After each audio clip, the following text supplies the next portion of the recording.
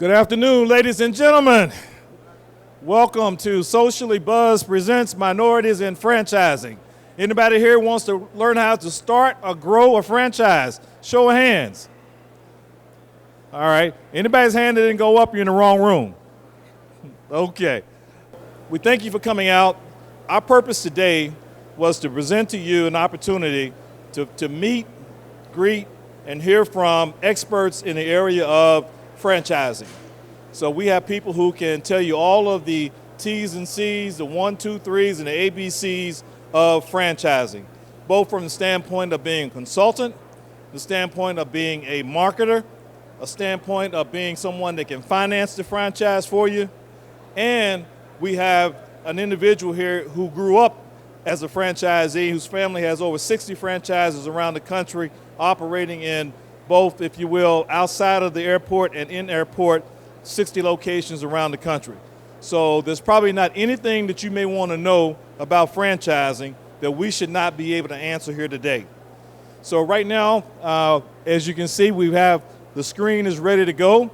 So I don't have to try to delay time a little bit. We can get this going. And I'm going to first introduce our first speaker. She's here all the way from Atlanta, and her name is Jennifer Callender.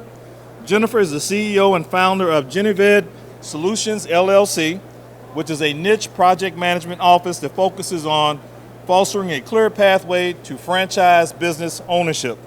Jennifer has over 25 years of experience in business, including project management experience with Fortune 500 companies.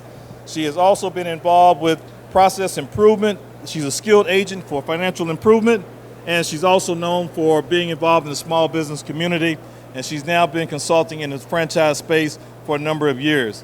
And so let's give her a warm welcome because she came down from Atlanta, thought she was going to warm up.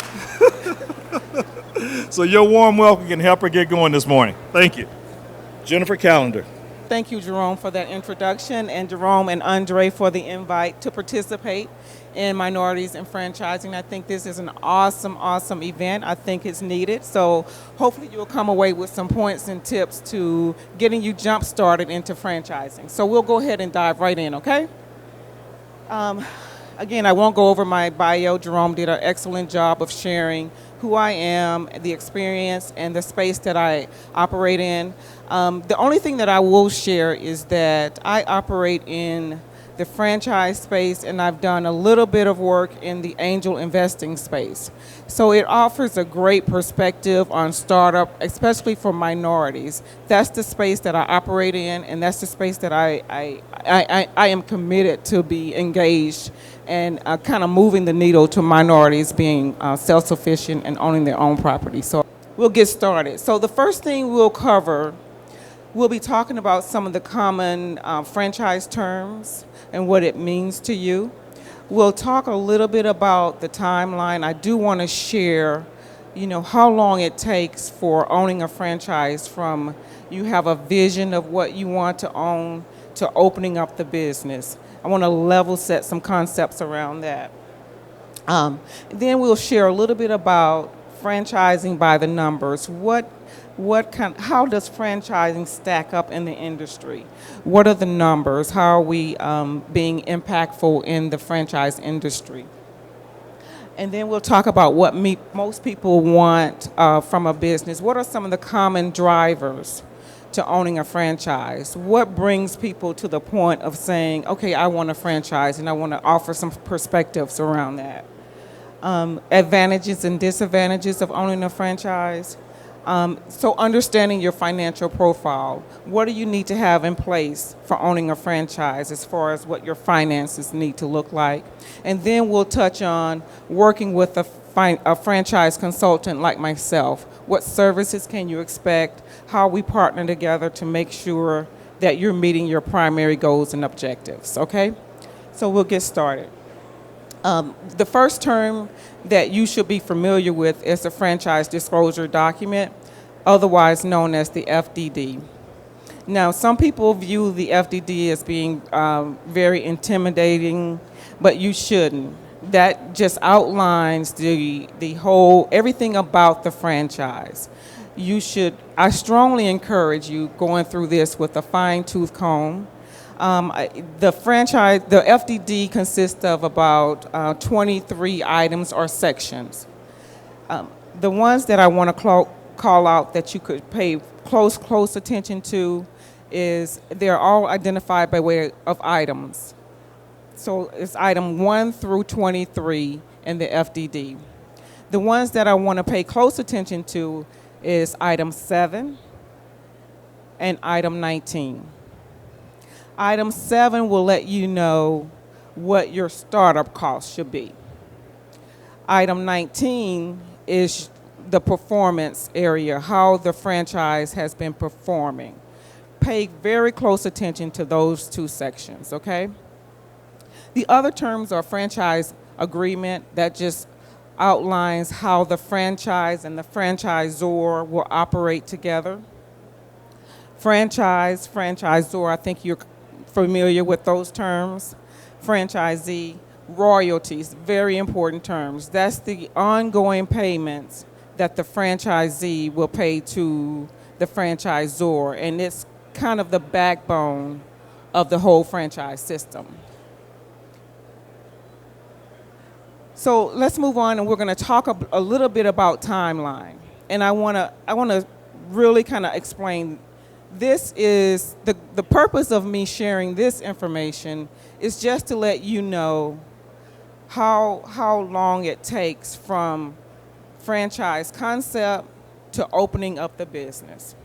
And these are just variable timelines, and everything's situational here. It just depends. It depends on what type of franchise you're trying to open.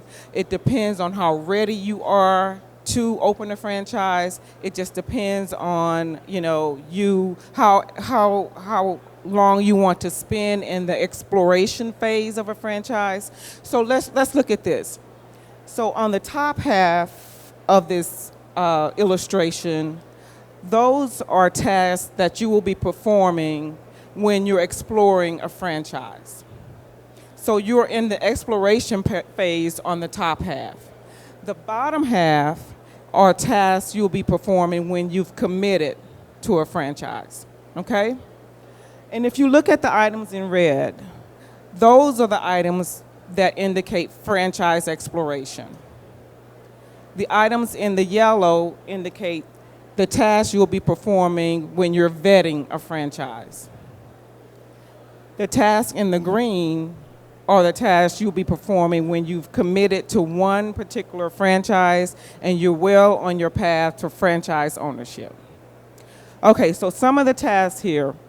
1 week for understanding candidate objectives. That's where you're working with a franchise consultant. I'm understanding what your primary objectives are, how soon you want to franchise, what kind of lifestyle you want to obtain, all of those things. We're understanding that sometimes it takes a week, sometimes it takes longer, just depending on where you are. Then you're getting funding. I have here 6 weeks, but that can vary as well. 2 weeks for getting to the right brand. So I will come back based on that engagement of understanding who you are and your primary objectives. I will come back and make recommendations of franchises that will meet your goal. And we can go back and forth in that phase. We can start over, we can hit the right brand, and we can move forward. 1 month validation. Who knows what validation means? Validation and due diligence. This is a very important phase. So when I introduce you to a franchisor, you say to me, Jennifer, I really like this brand, I want to move forward. I will move forward and virtually introduce you to a franchisor. When you are introduced to that franchisor, they will give you names of franchisees that are operating in that space. I strongly encourage you to reach out to those franchisees, to validate the brand, ask all the questions, ensure that this is the model that you want to work in. I will partner with you to give you the questions to ask to make sure you're successful in that conversation. Okay? So that's a very important phase. The discovery day. Now we're moving down to where you have decided on the one franchise that you want to go with. That franchisor will invite you out to the home office for a discovery day. You'll get to taste, experience the brand in a way that you can't experience virtually. So you're there in the home office, you're getting additional information and getting intimate conversations with the brand. Then you'll get awarded the franchise. Now, the key word there is awarded. You don't buy a franchise, you are awarded a franchise. It has to work for the franchisor and it has to work for you. So it's a win-win on both ends. 2 weeks minimum for training, and that's variable. And if you have a build out, if you have a location, that can take 2 months for a location build out. And then you go into marketing. Marketing is ongoing.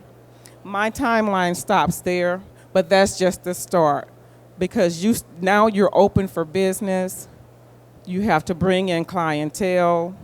You have to build your business and market and everything to get people to come to you and be aware that you're up for business. Okay? So that's the timeline, and it varies from 6 to 8 months. Okay, so know the numbers. So when you're working with a franchise, these are some of the numbers that we're seeing. So for franchisees, we're seeing that 28.1% of women own franchisees or franchisees. 71.9% of men are franchisees. Of that 28.1%, if you see at the top, 16.2% of female own more than one franchise. 20.1% of male own more than one franchise. And it goes on to from there. The median age for franchise ownership is 45 to 54. The median income for franchisees is $50,000 to $75,000. And then it breaks down a little bit more into market size, a little bit on the average hours worked. If you see there's less than 30 hours, 13% of franchises commit to less than 30 hours per week. Upwards to 60 plus hours, 21% of franchises work more than 60 plus hours. So as a franchise consultant, if you come to me and say, I want work-life balance, I want a brand, I want you to find a brand for me that offers me work-life balance. If you find that I recommend to you a franchise where you're working 60 plus hours, that's not the right franchise for you, right? So make sure that the franchise consultant is recommending the things to meet your primary goals and objectives. If we drill down a little bit more into the minority numbers, so minorities own 30.8% of franchises. And that's against 18.8% of non-franchise businesses. If we break that down a little bit further, you see the Asians and the Hispanic numbers. The African American numbers, 8% of franchises are African American owned. And I think that's the opportunity right there. I think the panelists, all of us are committed to making an impact in that number to make sure we're moving that number, moving the needle along in that number in the right direction. So that's the number and that's the landscape. So what do most people want from a franchise? It varies. Most people want a better way of life. They may be transitioning from corporate. They may, they recognize that they no longer are moving up the ladder in the corporate environment. They want greater professional challenges, and they want to give back to the community. They want to change the way their community looks. So those are some of the drivers for looking at franchise opportunities. When we talk about owning a franchise, some of the advantages and disadvantages. There are, like anything else, advantages and disadvantages to owning a franchise. The advantages are you have a known product, you have name brand recognition, right? You have startup assistance, You have the support of the home office and support of the franchisor.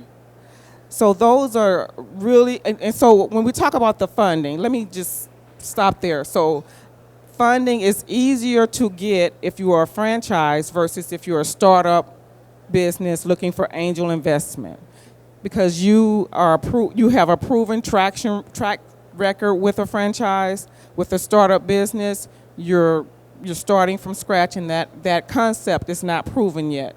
So it's a lot more risk involved. And disadvantages to franchising, you're not operating in an independent environment. You're operating in a system that's proven, that's deemed by the franchisor, the system that you need to be operating in. So if you're a trailblazer and you like doing your own thing, franchising may not be the right thing for you. And then there are the associated fees to franchising that we're hearing a lot about. That's a disadvantage as well. But there are some answers to all of that, and we'll get to that. So understanding your financial profile. You got to understand your credit score. You got to know your net worth. You got to know how much cash or liquidity do you have on hand. And you have to know what your funding needs are, okay? Those are some of the things you need to be in touch with about yourself to be successful in knowing what you're able to assume as far as franchise and how large of a franchise opportunity you're able to take on. So let's walk through a typical scenario. So say Bob's Car Wash. So you want to franchise with Bob's Car Wash. Bob's Car Wash says, in order for someone to franchise with me, I want a net worth of $100,000. That means that you have to prove that you have a net worth of $100,000. Also, I want 6% royalties, which means that I want 6% on a monthly base of all gross sales. So you don't pay that 6% until you're making money. You pay 6% of whatever you make. That goes back to the franchise, and that builds the business. That's the backbone of a franchise, is the royalties. And then the franchise fee. So Bob is saying that he wants an initial investment of $50,000 in a franchise fee, marketing $2,000, training expense. Bob has said that he wants you to come to the home office for training, so you incur travel and hotel expenses. Product supplies, real estate build out, an additional 3 months. Well, what is that? So when you're up and running, you won't have clients coming in immediately. So you have to float your business for 3 months. So they usually build that cost in, okay? So the total investment for a Bob's Car Wash is $74,500. That's the breakdown.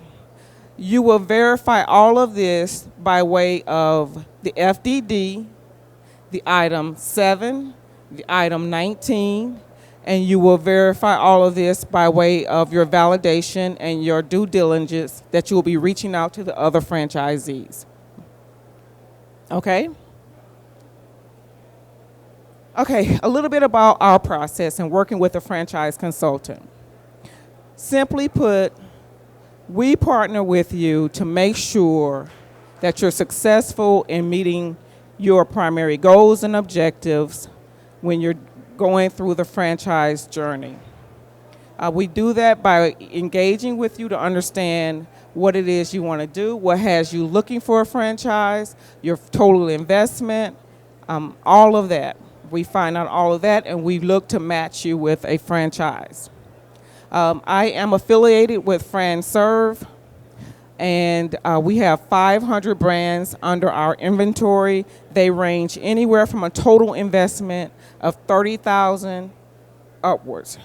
So we have brands related to pet services, food, child care services, home repair, senior care, a number of brands in our inventory. So coming on the heels of Martin Luther King Day, here is a little quote. If you can't fly, then run. If you can't run, then walk. If you can't walk, then crawl. But whatever you do, you have to keep moving. So thank you for your time. I have 2 tasks for you: to reach out to me on Facebook, post a picture, use those hashtags, like me, go out to my website. If you go out to my website, I have a free complimentary franchise readiness assessment for you to download, and you can score yourself and see how skilled you are at franchise ownership. All of my services are free to you, no matter how long it takes. We'll get at the right franchise, and I look forward to talking with you all after the session. So thank you. Thank you, Jennifer. That was really great, and we are going to move into the next presentation. But I did want to mention a couple of housekeeping. We'll try that again. First of all, I don't think I gave you guys my name. I'm Jerome Hutchison Jr., and I am the founder and chief serving officer for ICABA. That's spelled ICABA, and it is the International Career and Business Alliance. And primarily what we do is try to help connect professionals and entrepreneurs to be able to enhance their career, their business, and their lifestyle. So we're partnering with Sociallybuzz from this event today. The other thing I wanted to mention to you from a housekeeping standpoint is that every presentation that you see, you will be able to have emailed to you if you have done one thing, and that is when you came in, you should have had your badge scanned. Is there anyone here who did not get their badge scanned? Okay, so we got one. So Tyrone will get his badge scanned, and you will be eligible to have any of the presentations, because I know a lot of times we see a lot of great information on the screen, and then we break out our phones and we try to get it real quick, and sometimes we do and sometimes we don't. So I just want you to know, sit back, enjoy, and you'll be able to get the presentations sent to you. The second thing is that we're going to do Q&A once we've had all the speakers present. So you will have an opportunity to interact and get some questions asked. Our next presentation is going to be from Brian Cunningham, and Brian is the executive or the director of the Entrepreneurship Center at the Urban League of Broward County. And Brian comes to us. He moved here back in 2012 from Ohio, and he actually moved here on Christmas Day. So I don't know if that was his Christmas present or our Christmas present, but either way, we take it. We're glad he's here in the community. And he graduated from Bowling Green State University in Bowling Green with a Bachelor of Science degree in Criminal Justice, and over the past 25 years, his professional career has encompassed experience working in higher education and secondary education, but also in entrepreneurial endeavors, as he's also a licensed real estate broker, and he's also been involved in putting money into businesses in both Ohio and and Florida throughout his career. He also has 3 children, and one of them is actually playing professional football up in Canada now. And as I mentioned, he's running the Entrepreneurship Center here in Broward County. If you need funding, you definitely want to go see Brian, and they'll do a great job to make sure. And it's going to be a better situation than going to the bank, but at the same time, you still got to come with a business plan, and a business that's already operating, and some cash flow. But they're there to give you that gap where a lot of times banks can't do a deal. They find ways to get it done. So without any further ado, I'd like to bring up Brian Cunningham from the Urban League. All right. Can everybody hear me today? Thanks a lot, Hutch. Thank you, everyone, and Mr. Andre, thank you for inviting me out here. But I'm here to talk to you about sourcing capital for your business. The Urban League of Broward County here in Fort Lauderdale, but we're also connected with the National Urban League. So what we do is help empower the communities and change lives. And I'm responsible for the whole state of Florida and our lending, where we have a small business lending initiative. And our partners are, of course, the state of Florida, Morgan Stanley, Urban Empowerment Fund. That's through that's another entity with the National Urban League, and of course NDC, who is the National Development Corporation. They are our loan administrator. So together, we come together as partners to help provide access to capital for minority and women-owned businesses. Of all the urban leagues, right now, there are only 2 urban leagues in the country that have this lending program. Others have variations, but it's just the state, Broward County, Fort Lauderdale, but we have the whole state. So there are 7 affiliates that we're working through. We just closed our first deal in Jacksonville with a gentleman who is a DBE, and he provides all the school lunches and meals for the city, Jacksonville City Schools. So what we do is we provide a lot of technical assistance through our partnership. So just know that if you're looking at a franchise, our goal is to help you in the initial phases. Coming in, getting some technical assistance. She said that some franchises they're going to be looking at your personal net worth. How do you calculate that? Let's look at your credit score. What's the family say about it? Because if you have one partner that's all in and the other partner that's not, then there are going to be some issues, right? So you got to have buy-in from the family initially. I'm going to ask you these questions up front because this franchise experience is a journey. It's not a destination, and it's not get rich quick. So you got to be committed in what you're trying to do. And so from a landing point, sourcing the capital point, that's what we're looking for. How committed are you? If you're nervous, you need the money right away, this may not be the product for you. And you want to beware of some of these online lending institutions that is the new predatory lending of today. Yeah, you can go get 50, 60,000 at, 70% interest rate. They come in and debit your account every week or every day. And you as a franchisee, you've got to understand. So our experience, we just closed, actually about just before Christmas, we closed with a franchisee, and this gentleman owned a service master. So I knew him. He was my fraternity brother. We went to college together. He's in Cleveland. I'm in Florida, and he comes down to visit. So I meet him, hey, I'm playing golf. You want to play golf? I said, yeah. So I come in my Urban League badge on. He said, hey, what'd you know about the Urban League? I said, I work there. I run a small business. He said, oh, really? He said, well, B, I got a janitorial company. I own a franchise, and I clean the Urban League in Cleveland, Ohio. Really? Yeah. I said, are you part of the Entrepreneurship Center? He said, yes. I said, are you connected with the small business lending? He was like, I don't know, man, I don't know. So I got to ask him questions. He paid $8,000 for his franchise 7 years ago. I said, how'd you do it? He took out his 401k. Him and his wife put that money together, and they put their skin in the game. Then he said he had to pay another $3,000 to go to the 2-week training.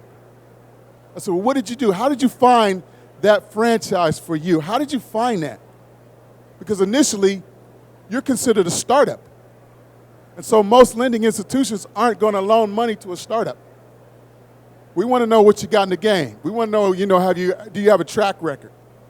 You've got SBA, you've got all these lending institutions, and they're going to look at the business and personal taxes. So typically they want, 2-3 years of tax returns. You're a new franchisee. So some of the things you might want to consider when you're working with a broker, a franchise broker, to assisting you, hey, there may be one out there that's existing that I can take over and look at their records and doing your due diligence. Because the difference between a problem and an issue is an issue we can deal with on the front end. It's the problem after you sign all those contracts and didn't know what you were signing. So one of the things we want to do is you want to have a power team with you.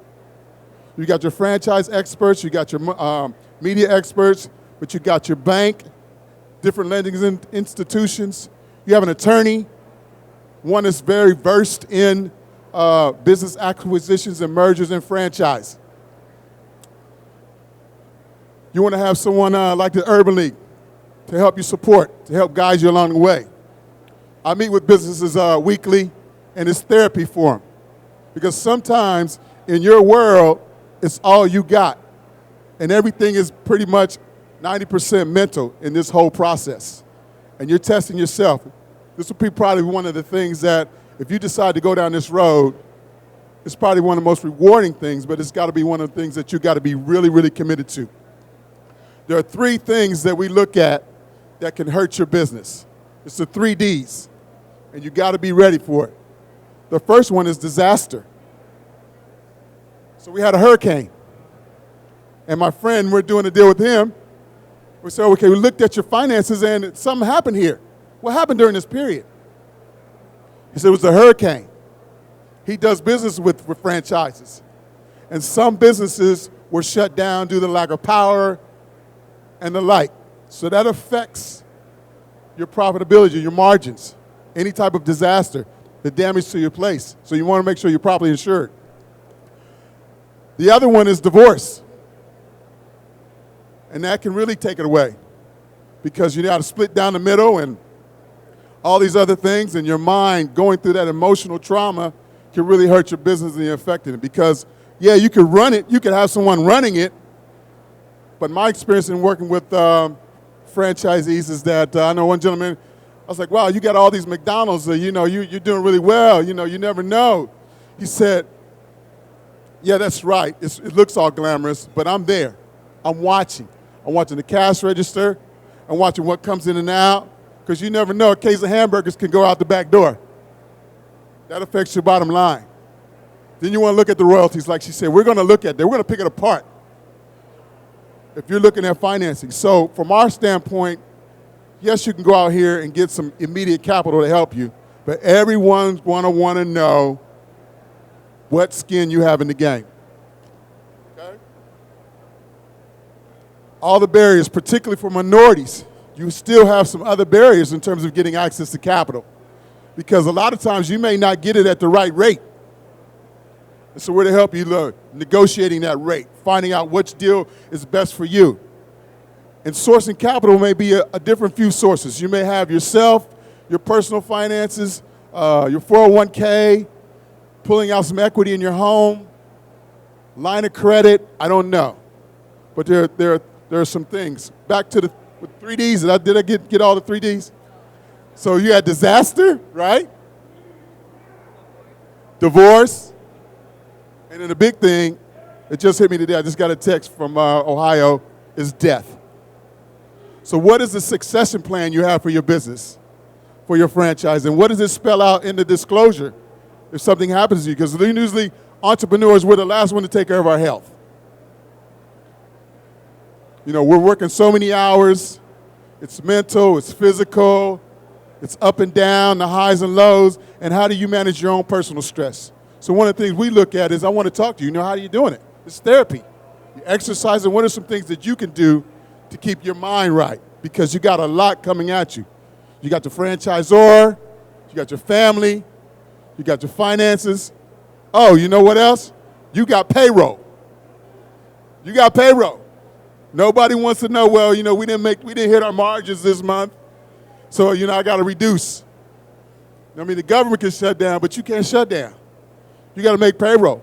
And a lot of times, franchisees get in that cycle of getting these small little enrolled loans just to make payroll. So what are you going to do? You got to weather the storm. And I'd say about maybe after about 24 months, you really got, you know what you're doing now. You've had your highs, you have your lows, and you've got the system. One of the best things about having a franchise is, as you want to examine, is what is the system they have in place? What's the success rate that you have? Because we're going to look at that from a lender standpoint as well. What are the ratings on that business? So as we move forward, the succession planning. How much insurance do you have? Oh, do you have an operating agreement? Have you, in our mind, have you operated a business before? So we were successful with my fraternity brother up in Cleveland, Ohio. After talking with him, I encouraged him to go through it. And the one good thing about his franchise is that the support that they provided with, as it relates to the QuickBooks and accounting, and they even, he even got a laptop, and he went to the university, and he's constantly going back and getting fed. And so now, right now, we're working with him to buy out a couple of franchises in what he does down here in South Florida. We could connect him with that through the Urban League. So I just got a couple more slides, and I'm done.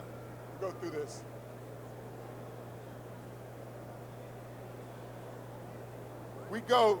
Our loan fund goes from 25,000 to 50,000. I'm sorry, 25,000, 250,000.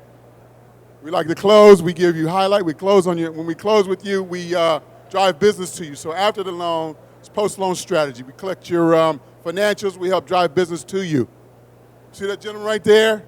I'm going to lead that into the segue, and he can talk about the process, but it took a while. But through his mentorship, through the advisors, with folks like Hutch here through ICABA, the whole village helped to help move him across the threshold to get additional capital for his business so he could grow. And I appreciate you having me here today. Young man, my son is in the audience. I want you to vibe with him afterwards as he provides looks at his succession plan for after his professional football career. Thank you so much.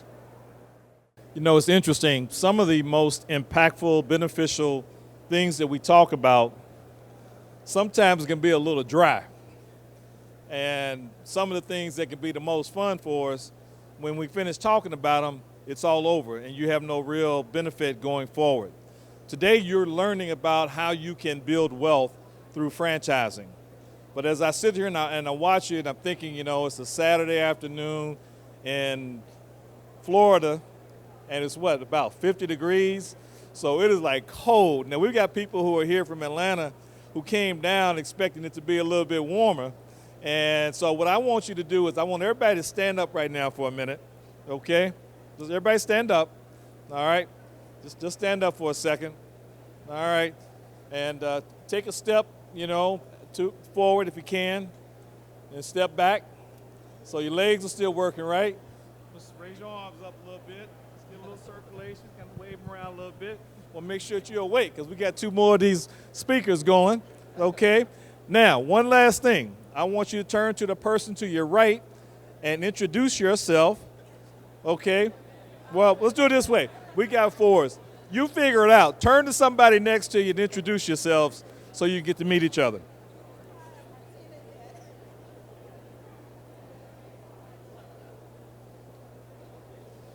One of the keys to success in your career, your business, or your lifestyle is relationships. And it'd be a shame for you to be sitting here next to somebody who might be able to pour into you or that you may be able to pour into them a business relationship, information, or opportunity that could be valuable to them, okay?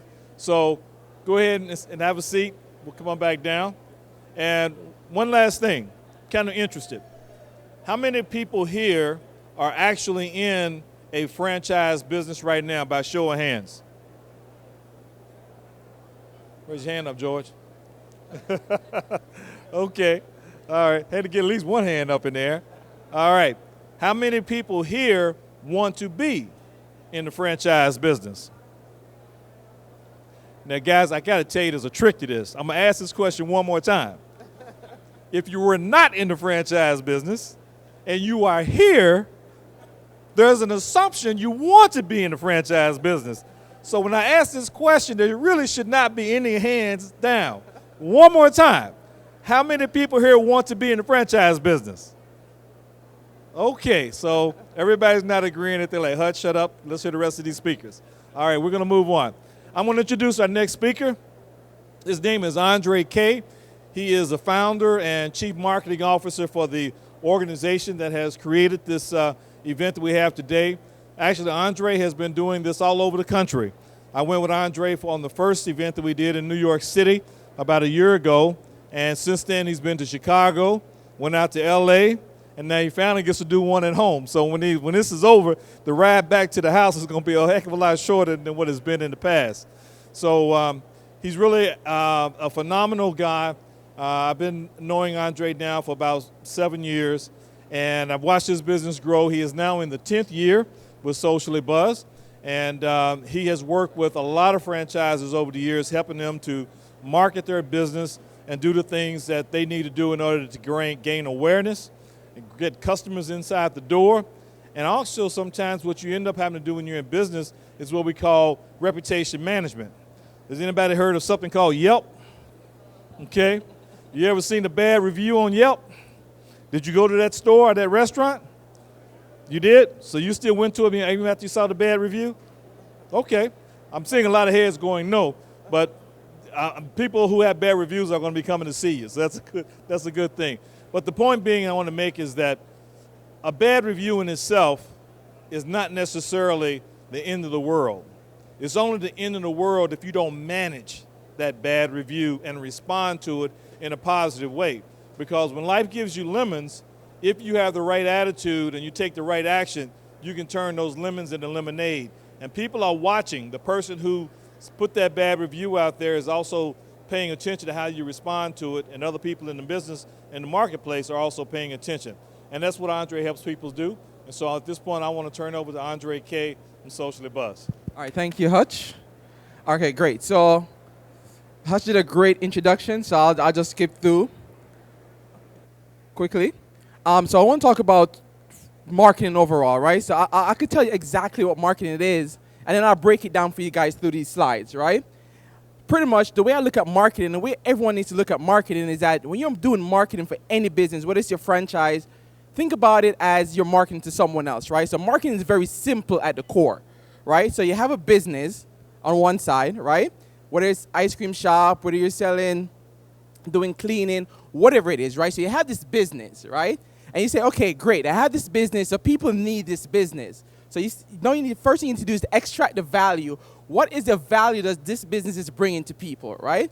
And then second is say, okay, great, I found the value. I know why someone would be interested. Maybe I sell the best ice cream or the cookies in the world, right? Whatever it is, right? This ice cream I sell is going to make you slim if you eat it all day. I don't care, whatever that thing is. Now you need to find the people that's going to buy into that business, right? So marketing is simple. One, having the business, extracting the value, understanding the value. Why would someone care? Why should someone want to invest in this business? Or why would someone want to come to this business every day? Then find the people that want to support that business, that want to go to that business every day. Everything else between is what I'm going to talk about, right? So first, the business. Second, the people, right? And that doesn't mean that, great, I sell ice cream and cookies, so I'm going to sell my ice cream and cookies to everyone. No, because one, you might have someone that's dairy-free. Two, someone might be on a diet, right? So they're not interested in ice cream. So you want to find the people that's interested in ice cream and cookies, right? So that's marketing. So once you understand that to the core, everything else is very, very simple.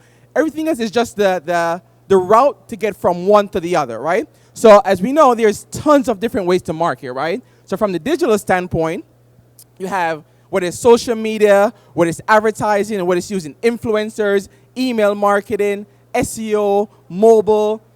It's a whole lot of different ways to marketing from a digital standpoint. And then everyone knows the traditional standpoint, whether it's direct mailers, billboards, TV, print ads. But today I'm only going to talk on the digital aspect of it, right? Because if I was talk on digital and traditional, we'll be here all day. So great. So once again, understanding that, now you want to talk about the branding, right? The branding of the business. You want to stay consistent, you want to be authentic, and you want to be transparent with what you're selling. So once again, let's go back to our ice cream, right? So you're selling these ice cream. You want to be very authentic with what you do, because there's 1,000 different ice cream shops probably 2-3 miles from you, right? So you want to make sure you're authentic with what you're selling. You want to be consistent with what you're selling as well, because you don't want someone to come to your restaurant today and had a great time and then come back tomorrow and it's a horrible time. And that's what Hutch talked about earlier, is that's where you get that bad Yelp review or that bad Google review, right? So you want to be consistent with the product. You want to be consistent with your messaging that you're selling to customers, right? And once again, you definitely want to be transparent in what you're doing. So once again, if you're selling ice cream, you're not going to tell me that you're going to sell me ice cream that makes me slim if I eat it all day, right? So once again, be true to what it is. Delicious ice cream, enjoy what it is. That's what you need to understand the culture, the base on the branding of your business, and that's what makes the difference in how you grow, right? Now we talk about understanding people, right? So we talked about earlier, one, understanding the business and also understanding the people. To the core of anything else, people. If you don't leave here with anything else from me today, just understanding people is the very most important thing, right? So when you're selling something, you don't need to sell in the sense of saying, hey, come buy this big, crazy thing that I'm selling. Understanding that you're talking to someone just like you, right? The person, they eat, they have fares, they have families, they're just like you. So when you're selling anything, think about that, right? Okay, great. So I'll give an example. I'm going to sell a house, right? Or I'm looking to buy a house in a sense, right? What do I do the first thing I want to buy a house? I start following all these things that's related to house. Interior designers, I start following Zillow, I start following all these things that's related to housing, right? Same thing to wedding. I'm going to get married, I start following all these wedding designers, similar. So you think about that. So say, great, I want to market my business to all people that's wedding, right? That's to do a wedding. You understand, to get to these people, I need to find them what they're interested in, what they're reading, what they're watching, what they're looking at. That's how you get and really understanding people, saying, thinking about it, not just, hey, I just want to market my business to everyone, is where do I find the people that's interested in my business? Where do I find the people that's going to really value what I do? And just thinking about it more from a humanized standpoint. Great, I know where these people hang out. I know these people, what they like to eat. I know what they like to read. And then insert your advertising, your campaign to those people, because you need to reach the right audience at all times, right? So once again, understanding people. So from a franchising standpoint, understanding your customers. Why do they need to buy from me? Understanding your employees. What are my employees telling my customers that's going to continue to bring value to my business, right? Understanding your partners, the people that's actually helping to support the business. So someone might look at me as a partner for their franchise because I'm doing the marketing to drive more people to their doors, right? And then understanding your vendors, the people that's supporting you, supplying you with the ice cream or the cookies, right? So once again, understanding the people is a very core part of actually growing your business. Where do they live? What do they like? So once again, just understanding those basics. And then storytelling, right? So you get a little fun. You have this business. You understand the people. You pretty much find the value in what you're doing, but you want to continue to tell the story of your business, right? You want to make sure you're connecting with your audience on an ongoing basis. Introduce yourself from a social media standpoint. Connect with your audience on their level. Engage with them. Build that emotion, right? So you want to engage. Customers are asking questions consistently, so right? So you want to always making sure you're engaging with them. If they ask a question, you're answering those questions. If they had a horrible experience on Yelp or on Google or on TripAdvisor, you're going there and addressing those things. Hey, we apologize. Whatever the issue is, you want to make sure you're addressing those things. You're connecting with them, because once again, people, understanding people. If you're the one that left a review, you want someone to reach back out to you and say, hey, why did you have a bad experience? How can we make this better, right? So once again, it's no different. Put yourself in that shoe, and that's how you really market to others, right? Now, you want to develop the type of content and the messaging to engage with people, right? So there's 100 different ways to develop content. So back in the days, I'm talking about 2-3 years ago, right? When you develop content, you might develop one video and say, okay, great, I'm going to develop this video about my business, and I'm going to push it out. 3 years ago, you could push this content across Facebook, across Twitter, across Instagram, across all the different platforms, but that's changed today, right? Now when you develop content, you got to develop something 15 seconds for Instagram stories. You have to develop something 30 seconds for Instagram newsfeed, something for a minute for Facebook, right? So now when you develop your content, you have to be very strategic and intentional with things you're developing to connect with your audience on the right platforms, right? So once again, whether it's videos, photos, Instagram stories, there's so many different type of content you could develop to really engage and bring people into your business for them to understand and really appreciate what you're doing, right? And this is how you're going to continue to grow the business, right? And then advertising, right? So we talk about more from the organic standpoint, where you put something out and hope that your network of people, your potential customers see this information, right? But now, if you want to get, especially now, right? So you have the same 100 different ice cream business going for the same audience, right? So how do you differentiate yourself? How do you position yourself better to reach your right audience? And it's a little bit more in depth, but pixel targeting, right? So understanding different things on Facebook, Instagram to reach the right people. I give an example. So if I'm going to sell ice cream, once again, ice cream and cookies, I could say, hey, I want to reach everyone that live within 3 miles of my ice cream shop. Not only that, they're between the ages of 21 to 35. Not only that, they also love ice cream, and they show that they purchased ice cream within the last 7 days. So now I have a very defined audience to show my ice cream message to, because now I know that the people that live within that 3-mile radius or 5-mile radius are actually potential customers, because I once again, I align it that way. And that's what the advertising does, right? Being able to successfully advertise the business, you really utilize the strategies that you have to be able to address those things. And once again, social media, as you have influencer marketing, retargeting campaigns, and if you guys ever been on a website before, and then as soon as you get off the website, you see that same product in your Facebook feed or your news feed, stuff like that. Once again, understanding how to utilize those different objectives to drive business, right? So once again, we could do things like, okay, great. Everyone that ever went to my website and looked at my remuneration ice cream, right? I want to remarket to them something very specific. Here's a $10 coupon off for a gallon of rum raisin ice cream.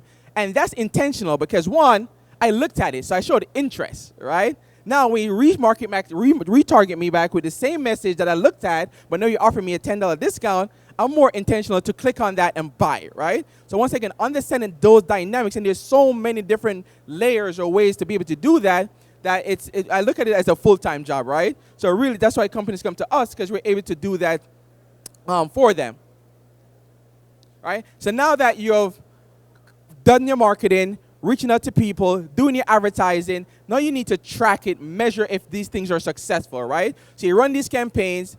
Are they really working, right? Because once again, you spend a lot of time investing in the campaigns. So you want to make sure they work, right? You want to make sure that you're investing your dollars in things that's actually going to drive results. So always make sure that you measure what you're doing, track what you're doing. Is it working? Should I invest more dollars into Instagram, or should I invest more advertising dollars into Google, or should I invest more dollars into something else? You only know the answer to that if you're tracking and analyzing what you're doing, right? So don't just go out there, spend advertising dollars. Make sure that whoever your marketer is, whoever is doing the marketing for you, whether it's yourself or someone else, that you're getting the report on how are we performing. Is this thing beneficial? Do I need to cut this? Do I need to reinvest more money into this stuff, right? So once again, that's the whole landscape of understanding marketing in a quick. So Jennifer spoke about, once again, finding the right franchise, right? So one, you found the right franchise where you want to invest in. You got the basics. Brian told you about, great. Now you found the right franchise. We can help you get some funding, right? And then once again, for me, it's now great. You found the franchise. You got the funding to launch this thing. Now you need to market it, right? So that's the way we kind of developed this panel to be able to tell you that story. So once again, if you have any questions after, I'll definitely be here to answer them. But that's the whole idea of marketing, and we could go on and on, but we'll stop it here. So as I get ready to introduce our next speaker, it is with pleasure I introduce my nephew. So yes, that was my brother-in-law, and that woman that he married was my sister, is my sister. And I'm introducing him as my nephew now instead of later waiting to see whether or not you like him or not, because I know you're going to like him, and I know he's going to do a great job. So now that I put all the pressure on him, I'll tell you a little bit about him. George is the vice president and managing partner for Tinsley Family Concessions.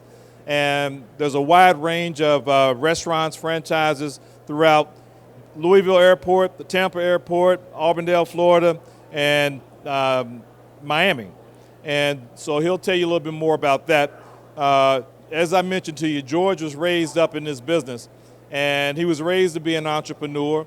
And that is exactly what he's doing, and he's doing a great job. He is a Morehouse man, and after graduating from Morehouse, then he went on to get his MBA at Florida International University. And so, ladies and gentlemen, one of the points that we wanted to make with the video that we showed from his dad is the fact that it's not where you start, it's where you finish. It's not the obstacles that you run into in life, it is how you deal with them. You can turn obstacles into opportunities and finish life a lot further ahead than where you started. And so now I'd like to be able to give you an example of what a young man has been able to do with the things that he's learned and applied the things that he knows and the strength that he's brought from financial expertise and experience now of over 30 years in franchising, George Tinsley II. Thank you all for coming out. Thank you for giving me your time. And what I'm going to do is just run through some of the little bit of history about us, although it was covered real well. And then I'm going to talk about some of the things that you've already heard. It's not to be redundant, but I'm going to try to pepper in some real life examples of why these things are important. Okay, all right. So what brought us into the franchise world? Okay, it can be summed up with KFC, basketball, and the Colonel. Everybody's pretty much familiar with all three of those things, right? So Colonel Sanders started the KFC brand a while back at the tender age of 65. And, as his organization grew, it opened up a door for my father, who was playing basketball professionally, had retired, and decided to work with KFC. And through just the way these things work, he was coaching and he was teaching before going to work with KFC, and that led him to be a perfect person to be able to be a corporate trainer for KFC, training franchisees that were entering into the business. Gave him a unique perspective on what it takes to be a franchisee, a successful franchisee, so forth and so on, right? So through that journey with KFC, he wore different hats as HR, area director, and whatnot. But finally got the chance one day at a meeting where some guys said, "You know what, George, you could probably do this." At the same time, KFC had a minority franchising initiative that they were working on. And that night, he said he went home, took advantage of it, and started the process. And here we are. So as far as our growth timeline, just to give you a little bit of details about us, I'm going to just kind of go through this real fast.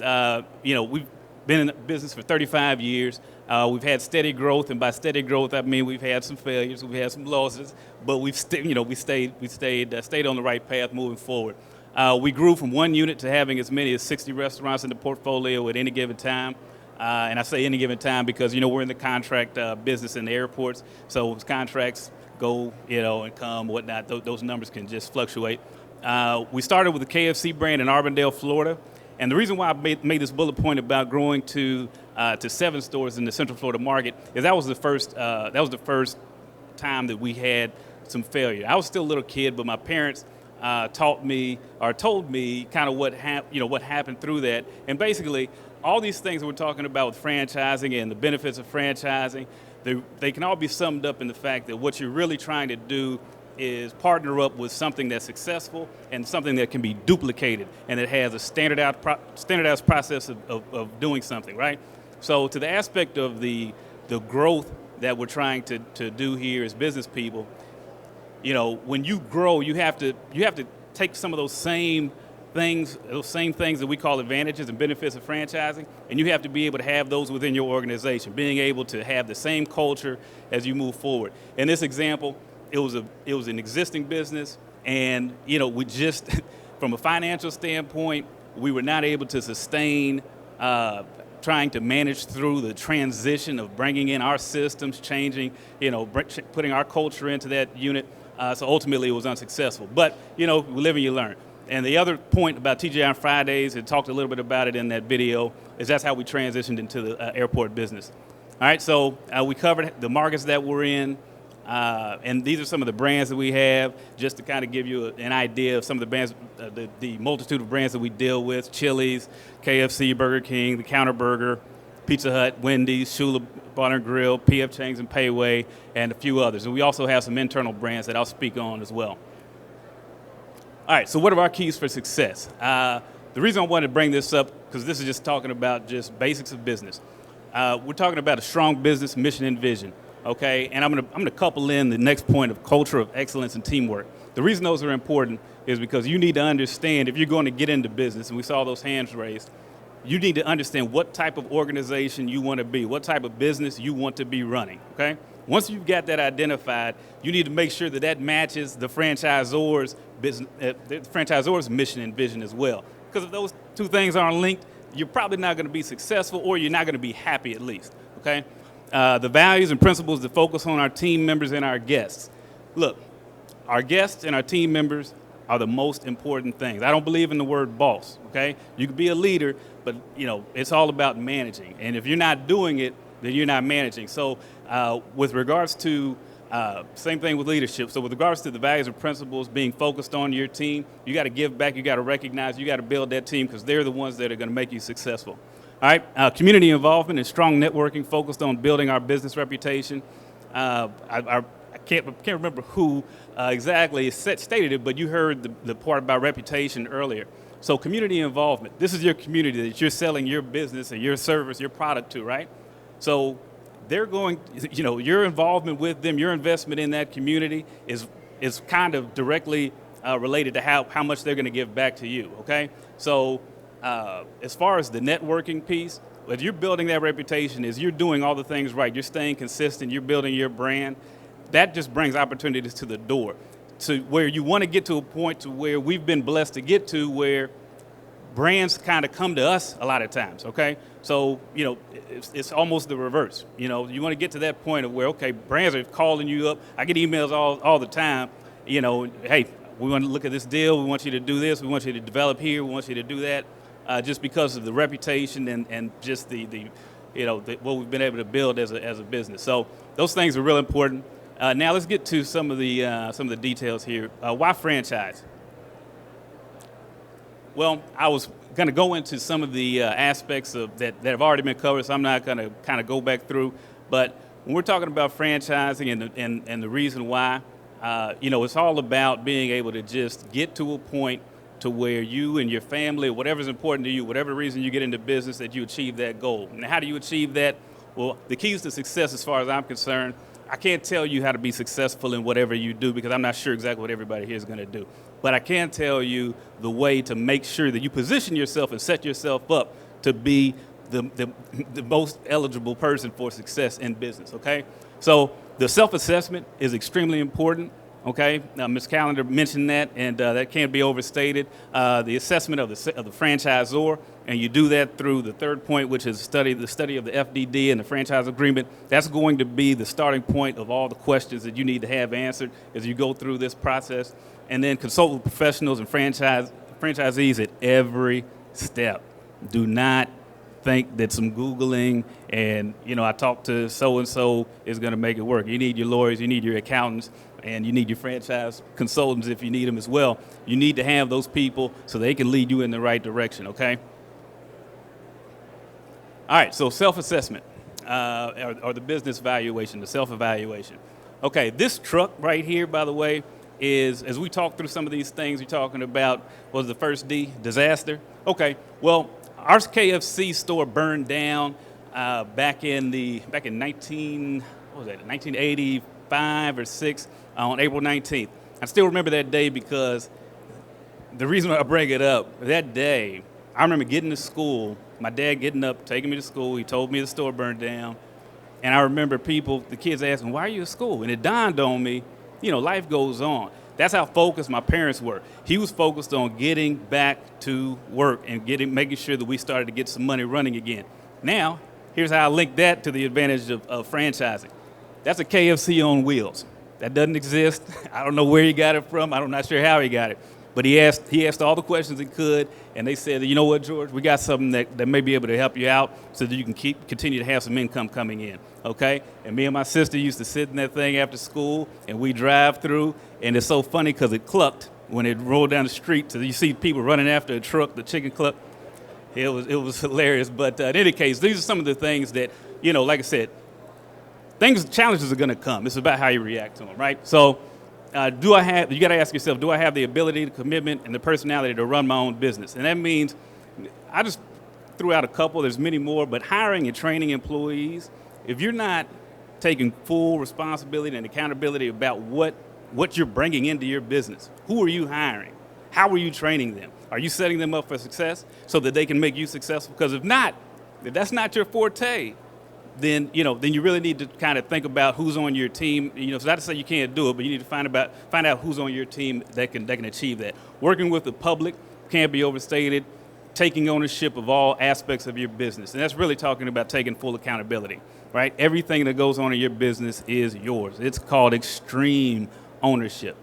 You can't, so-and-so didn't do this, so-and-so didn't do that. The bank wants to get paid. If you got a landlord, they want to get paid. The employees, they want to get paid. They don't care about your personal issues. You're the one that chose to go into business, okay? So you need to be able to have that assessment made. Can I work within the limits of a franchise?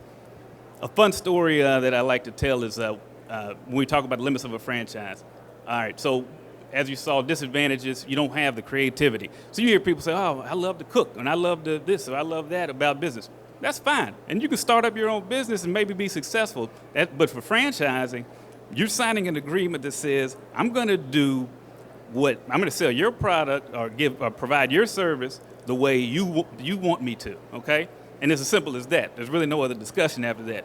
You're signing on to that. And if you don't do that, you've got to be ready to lose that contract or reap whatever fines or whatever consequences come along with that. So fun story I had was, I remember in Atlanta airport, I was running this was before I got into the business, but running Starbucks, and there was a line out the door. My entire staff called out on me, and there had to have been 20 people in line. No, I'm not even joking. And it's just me by myself trying to make cappuccinos and frappuccinos and coffee.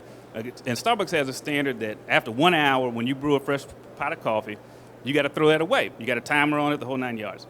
So just so happened, Starbucks executive comes in. Now, this wasn't my franchise, so it's a little bit different, but this is just the level of consistency that franchises want. The guy, he was an executive with Starbucks, and he said, hey, I see your timer's on 0. You need to change that coffee. And I'm sitting thinking, I'm about 20 years old at the time. I'm thinking, man, you see my situation right now? I'm barely even, getting this store, keeping the store operable. But in any case, what it meant to me later on to realize they want their standards met, bar none. They don't care about your personal situations. You signed on, you got to make it happen. All right, do you have the necessary access to capital? I'm not going to go too heavy on that, but if you don't have the capital, you need to have access to it. You need to be able to have either your franchisor that's willing to put up some money, a business partner that's be able to put up some money. But you need to be able to have access to that capital, and you need to be able to have that capital sustain you through the first at least 3 years. If I'm planning, I'm saying 3 to 5 years. Okay, hopefully you're lucky, you can make it happen sooner, but you need to plan for that. Am I prepared to work long hours and make sacrifices, and do I have the support of my family? That one's drilled home, so I'm just going to drill it one more time. If the family's not there, if the family's not there, then it's just not going to work. Trust me, this is not going to be a happy life. All right. What do you want from your franchisor?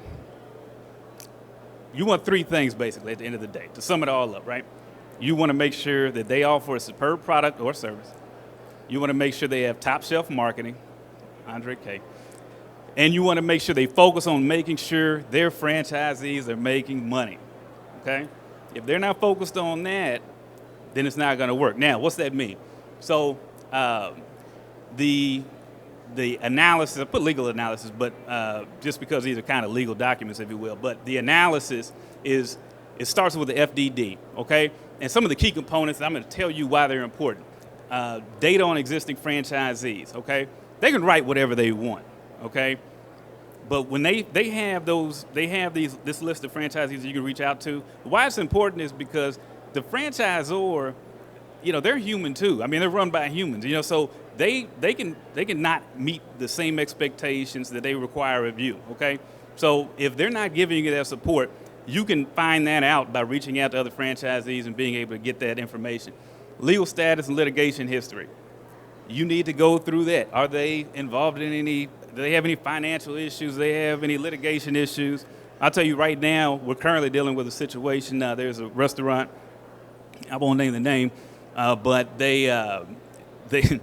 we've been open, we were open maybe 8 months. Got a call from I remember getting a call from the owner. He said, hey, George, when you set up a call, we're having some issues with financials and whatnot, but we're going to get through it, because we were seeing some issues with supply chain issues and whatnot. About a month later, that business is sold. We read it in the newspaper. You just get a news alert. Oh, man. So now here's this brand that we've opened up, that we've operated, we paid, we've done the due diligence, and they're no longer in existence. So we just have a store that says something, so there's no more support, okay? So those types of things are real, all right? And you need to pay attention to all these details. Trademarks, patents, copyrights, details of financial assistance offered. That's real important. Ask all those questions. If you can get money from the franchisor, if they'll help mitigate some of the risk for you, if they'll come, go to bat to you as you're trying to access capital, You need to ask all those questions to find out how much support you can get. The layout of support from the franchisor, well, we've covered that. Territorial restrictions.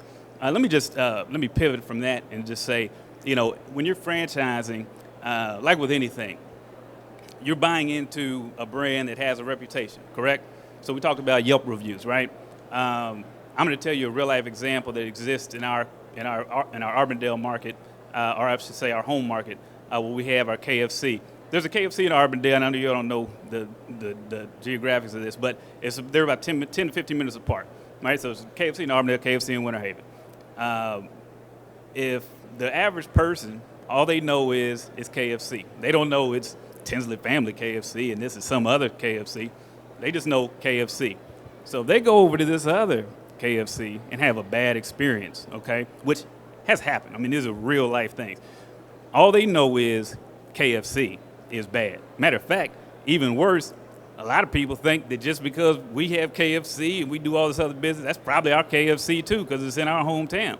So that is something that you need to understand as you kind of look at, hey, who am I franchising with? Do they have that support? I've got franchises and brands, I should say, that I've never seen a franchise rep. Don't even know who they are. Don't know if they even have a home office. So these things happen. These things come. So you just got to make sure that you understand these things. Average unit volumes. I'll just make one note on that. If they give you information, if there's information provided to you about how much money that an average franchisee that owns this franchise makes, okay, just keep in mind that does not mean that that's what you're going to make. So you need to make sure that you vet out the source and where that's coming from. Not only that, but also keep in mind that revenue doesn't equal profitability, okay? I mean, it does, but it doesn't. And what I mean by that is just because, if you're making $1 million and your cost is 99%, okay, then you're not bringing home as much money as you thought, okay? So you need to make sure that revenue translates into the profitability that you need and, in your business planning to be able to meet your goals. And item 19, Ms. Callender, she touched on, which is great. If they provide that, I don't think they're legally required. I'm not sure. I'm not the expert on that. But if they do provide that, then that's actually a good indicator because at least that means that they're kind of that they're putting forth that information in good faith means that they're proud of their results. All right, franchise agreement. You'll see some of the same terms. I'm just going to touch on these because the only reason of significance there is that these are sometimes, not in all time, but sometimes negotiable, okay? So when you get to the franchise agreement stage, this is where you're talking about being able to try to work and make sure that things work for you where you can. So you need to make sure you know who's going to be signing that franchise agreement. You need to figure that out because that person is going to be responsible moving forward. The duration of the term, fees and royalties. And when I say fees and royalties, everybody's pretty much familiar usually with royalties if you know anything about or if you've looked into business or whatnot. But you need to understand what other fees go along with it. Say, for example, KFC, we have royalties, right? But then we also have advertising obligations, local advertising, I should say, obligations. There's all marketing, there's all types of dollars that they may require you to invest and put towards your own business. All right. Supply chain and procurement. We want to make sure, once again, I think somebody mentioned that, you want to make sure that is sustainable, that is, that they have reputable suppliers. The level of control you're agreeing to, that's a big one. You need to make sure, and this is what, like I said, this is why you got to have your lawyers and your accountants there. They may require you, and because this happened to us before, they may require you to at some level be able to open your books, so they can audit you, right? At any given time throughout the contract. So you need to be aware of that. You need to be comfortable with agreeing to that, okay? The manuals and guides, that's just, those are just important because you want to make sure that they give you everything that you need. One small other little story, I've sat in meetings with brands in Seattle. It's not Starbucks, but very closely related to where they laid out some manuals and guides and resources, and it was all paper-driven. But what it summed up to, because just my knowledge of what other brands did, we were able to sidestep that opportunity. Not to say that it was bad, it just wasn't for us because, we're paying a franchise fee, we're paying royalty payments, right? So we want the value for our money, okay? And so they were just giving us some papers to say, hey, this is some templates, and then you go ahead, you create it, you do it. It's like, okay, well, I can do that on my own. So in any case, the trade dress, that's another big one. Depending on where you plan on putting your business, you need to make sure that you understand what logos they want, what fixtures they want, what type of design elements they want. Because if that becomes too expensive, which it can, if that becomes too expensive, then you need to be able to react to that. All right, then operational expectations. That's once again, there's brands that are going to say, I want you to open at this time. I want you to open on this holiday. I want you, so you need to understand all those things so that you don't find yourself in a situation where you're upset and you've already signed the paperwork. And then expansion options are real big. You need to make sure that, because we're all in here to grow, right? So if you get with a brand, you want to understand from a territory standpoint, from a timeline standpoint, from an additional investment standpoint, how much it costs to be able to to grow, and what restrictions, if there are any, for your growth. Yep. So I think that's pretty much it. All questions are welcome. I think I hit my time. Am I good? All right. Sounds good. All right. So thank you guys, and if you have any questions, we look forward to it. So thank you for your time.